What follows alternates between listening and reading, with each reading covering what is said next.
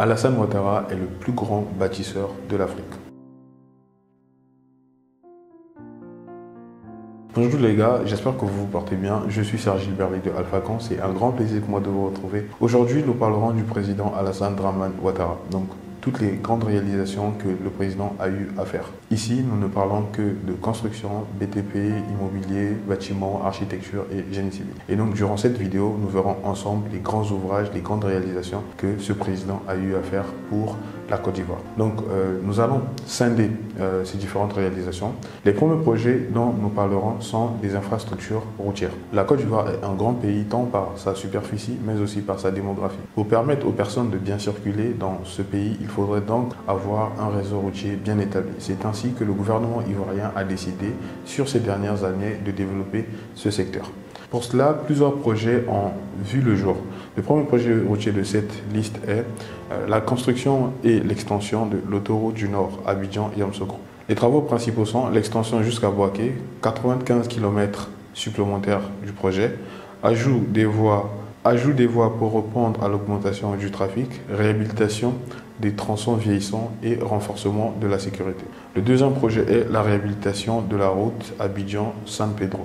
Et donc, les travaux principaux de ce projet sont la réparation des tronçons dégradés, la reconstruction des ponts vétus, la mise en place des panneaux routiers modernes, la mise en place d'une station de pesage pour les véhicules lourds.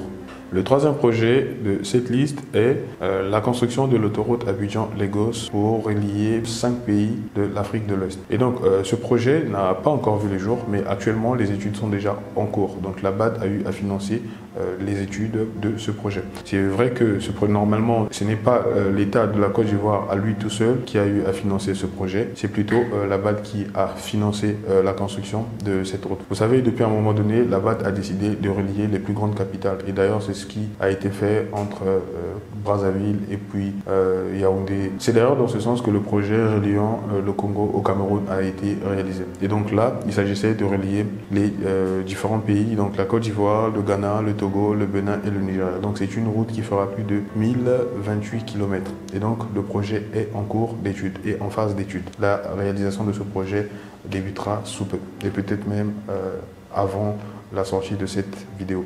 Après les différents projets routiers, nous verrons ensemble les différents ponts et ouvrages d'art qui ont été réalisés par le président Alassane Ouattara et ses différents gouvernements. Donc, le premier pont est le pont Henri Konan Bédié, donc le troisième pont d'Abidjan achevé en 2014. Le pont Henri Konan Bédié, inauguré en 2014, est une infrastructure moderne de plus de 1,5 km reliant les quartiers Rivera, Marcory, visant à désengorger le trafic sur les autres ponts de la ville. Le deuxième est la construction du pont de Jacquesville.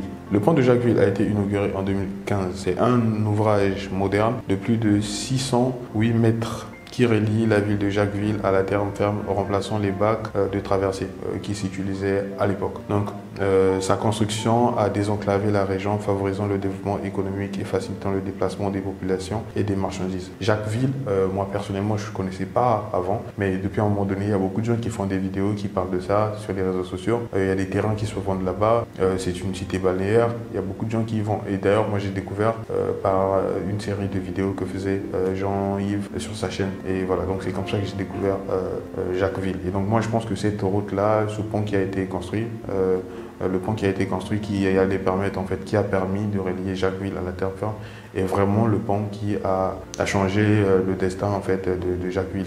D'ailleurs, il a permis à beaucoup de gens de connaître Jacquesville, il a permis aux gens de se déplacer, aller acquérir des terrains là-bas, construire aujourd'hui des hôtels et voilà. Et donc vraiment la zone a pris de la valeur grâce à la construction de ce pont. Donc là vous pouvez voir avec moi comment est-ce qu'un pont peut changer en fait le destin de toute une localité comme ça et voilà. Donc le prochain projet est le lancement du 4e pont reliant plusieurs communes d'Abidjan. Le 4e pont d'Abidjan lancé en 2018 est un projet stratégique visant à relier les communes Yopougon-Plateau en traversant la lagune et Briey. Avec une longueur de plus de 7,5 km, il inclut un viaduc principal, des échangeurs et des voies d'accès. Et son objectif principal est de désengorger les axes routiers et fluidifier le trafic dans la capitale économique ivoirienne.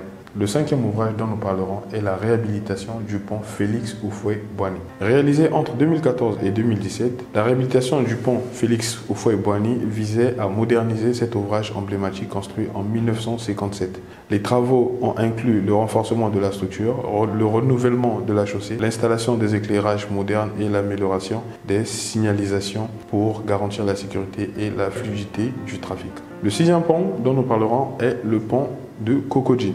Le pont Cocody, inauguré en 2022, est un ouvrage d'art moderne situé à Abidjan, reliant les quartiers de Cocody et du Plateau. Construit dans le cadre du projet de la baie de Cocody, il s'inscrit dans une vision de développement urbain visant à améliorer la mobilité tout en embellissant le paysage urbain avec les infrastructures durables et esthétiques.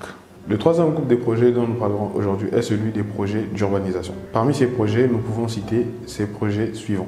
Le développement des cités ados, logements sociaux pour la population à revenus modestes. Le projet des cités ados lancé en 2012 vise à réduire le déficit en logements en Côte d'Ivoire en construisant des logements sociaux économiques accessibles aux ménages à revenus. À Abidjan, plusieurs quartiers comme Anyama, Grand Bassam, Benjerville ont vu émerger des cités avec des infrastructures modernes, des écoles et des services de base pour améliorer la qualité de vie des habitants. Le deuxième projet dont nous parlerons est la modernisation et l'urbanisation des quartiers précaires d'Abidjan et autres grandes villes. La modernisation et l'urbanisation des quartiers précaires d'Abidjan et d'autres grandes villes vise à améliorer les conditions de vie des populations. Ce projet inclut la réhabilitation des routes et des infrastructures, l'installation des réseaux d'eau potable et électricité ainsi que la construction d'écoles, centres de santé et logements décents, tout en intégrant les populations dans le programme de relogement ou d'assainissement urbain. Le troisième projet dont nous parlerons est l'aménagement des zones industrielles et des centres urbains modernes. L'aménagement des zones industrielles et des centres urbains modernes en Côte d'Ivoire vise à stimuler l'industrialisation et à favoriser la croissance économique. Ces projets comprennent la création des zones d'activité industrielles bien équipées avec des infrastructures de qualité, routes, électricité, télécommunications, ainsi que le développement des centres urbains modernes offrant les services et équipements adaptés tels que les espaces commerciaux, les bureaux et les logements, des espaces verts pour améliorer la qualité de vie et attirer des investissements. Le quatrième groupe de projets dont nous parlerons est celui des infrastructures de transport. Parmi ces projets, nous citerons l'extension et la modernisation du port autonome d'Abidjan. L'extension et la modernisation du port autonome d'Abidjan visent à renforcer sa compétitivité en tant que principal port de l'Afrique de l'Ouest. Le projet inclut l'agrandissement des terminaux, l'amélioration des infrastructures logistiques et la construction des nouvelles capacités de stockage et de quais plus modernes pour accueillir les navires plus grands, tout en intégrant les systèmes de gestion numérique et en modernisant les équipements portuaires pour optimiser les opérations et réduire les délais de transit. Le deuxième projet de ce groupe est celui de la réhabilitation du port de San Pedro. La réhabilitation du port de San Pedro a pour objectif de moderniser cet important port commercial, deuxième plus grand port de la Côte d'Ivoire après Abidjan. Les travaux comprennent la reconstruction et l'extension des quais, l'amélioration des infrastructures de stockage et la modernisation des équipements portuaires pour accueillir les navires plus grands tout en optimisant aussi la gestion de fret et en renforçant la sécurité pour dynamiser l'économie de la région, notamment pour l'exportation du cacao et des autres produits agricoles. Le troisième projet de cette liste est le développement du métro d'Abidjan, un projet en cours visant à faciliter la mobilité urbaine. Le développement du métro d'Abidjan est un projet ambitieux visant à résoudre les problèmes de congestion urbaine dans la capitale ivoirienne. Ce métro en cours de construction reliera plusieurs grandes communes, notamment Cocody, Plateau, Adjamé et Yopougon, sur un réseau de 37 km avec une station souterraine et aérienne. Le projet inclut également la mise en place de technologies modernes visant à offrir un transport rapide, sûr et écologique pour désengorger la ville et améliorer la mobilité des Abidjanais. Moi, je suis sûr que ce projet sera l'un des projets les plus intéressants que la Côte d'Ivoire a eu à réaliser durant peut-être ces 10 dernières années.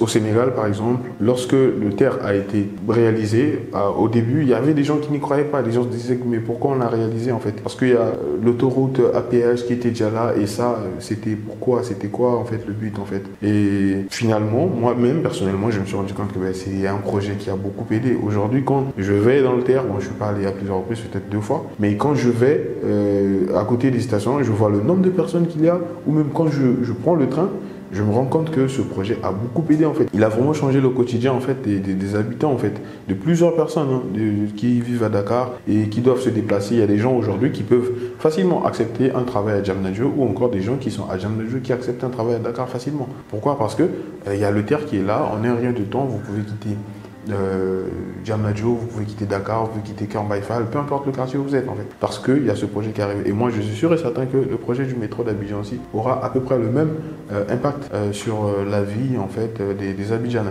Le dernier projet de cette liste est le programme de modernisation de l'aéroport Félix Houphouët-Boigny en 2019. Le cinquième groupe des projets réalisés par le président Alassane Ouattara est celui des énergies et les grands barrages. Le premier projet que nous pouvons citer dans ce groupe est la construction du barrage hydroélectrique de Soubré en 2017. Le barrage hydroélectrique de Soubré inauguré en 2017 est l'un des projets majeurs en matière de production d'énergie en Côte d'Ivoire. Situé sur le fleuve Sassandra, il a une capacité de production de 275 MW, ce qui permet d'augmenter la fourniture de l'électricité dans le pays et de soutenir la croissance économique. Le barrage est également accompagné de la construction d'infrastructures connexes, telles que les lignes de transmission pour assurer la distribution stable et efficace de l'énergie. Le deuxième projet qu'on peut citer est l'extension du barrage de Buyo et la modernisation des autres infrastructures énergétiques. L'extension du barrage de Buyo, lancé en 2018, vise à augmenter la capacité de production hydroélectrique de la Côte d'Ivoire. Le projet consiste en l'augmentation du volume de stockage de l'eau du barrage situé sur le fleuve Sassandra et en y rajoutant des nouvelles unités de production électrique pour augmenter la capacité du barrage de 29 MW, portant ainsi la capacité totale à 536 MW. Cette extension permettra de répondre à des problèmes de croissance en énergie, de soutenir l'amélioration, la stabilité du réseau. Le dernier groupe de projets réalisé par le président Alassane Dramane Ouattara est celui des infrastructures sportives. Nous savons que la Côte d'Ivoire a eu à organiser la dernière édition de la CAN. Plusieurs années avant le lancement de cette compétition, il y a eu plusieurs infrastructures sportives qui ont été construites. Donc nous allons voir ensemble lesquelles. Donc le premier projet dont on parlera est celui du stade olympique Djimbibe. Donc le stade Alassane Dramane Ouattara, donc il porte le nom du président. Donc il est localisé à Imbibé, à Abidjan. Il a une capacité de 6000 places. Le plus grand stade de la Côte d'Ivoire, inauguré en 2020. Il répond aux normes internationales et accueille les compétitions nationales et internationales. Le deuxième stade est celui de Yamoussoukro, avec une capacité de 20 000 places. Il a été réalisé à Yamoussoukro aussi, construit pour la CAN en 2023. Doté de toutes les infrastructures nécessaires pour les compétitions internationales. Et donc le troisième stade est celui de Amadou Gan Coulibaly. Lui par contre, il est à Korogo. Korogo, c'est pas dans Abidjan si je me trompe pas, c'est un peu loin de... Je pense que c'est peut-être une troisième ou une quatrième ville en fait. Donc c'est un stade qui a une capacité de 20 000 places. Il a été aussi construit pour accueillir la CAN. Et donc le quatrième stade est le stade de Laurent Pocou à San Pedro. Il a 20 000 places aussi. Donc on peut aussi jouer des compétitions internationales dans ce stade. Et le cinquième stade est celui portant le nom du père fondateur, donc le président Félix Houphouët-Boigny. Donc lui, il est réalisé carrément au plateau à Abidjan. Il a une capacité de 40 000 places. Donc si je ne me trompe pas, c'est le deuxième plus grand stade d'Abidjan. Non, de la Côte d'Ivoire, j'allais dire, mais d'Abidjan aussi en fait. Donc pour ce stade, il faut noter que ce n'est pas en fait la construction de ce stade qui a été faite. C'est plutôt la réhabilitation parce que c'est un stade qui existait déjà. Et donc ce que le président Alassane Ouattara et son gouvernement a eu à faire, c'était de remettre ce stade-là en état.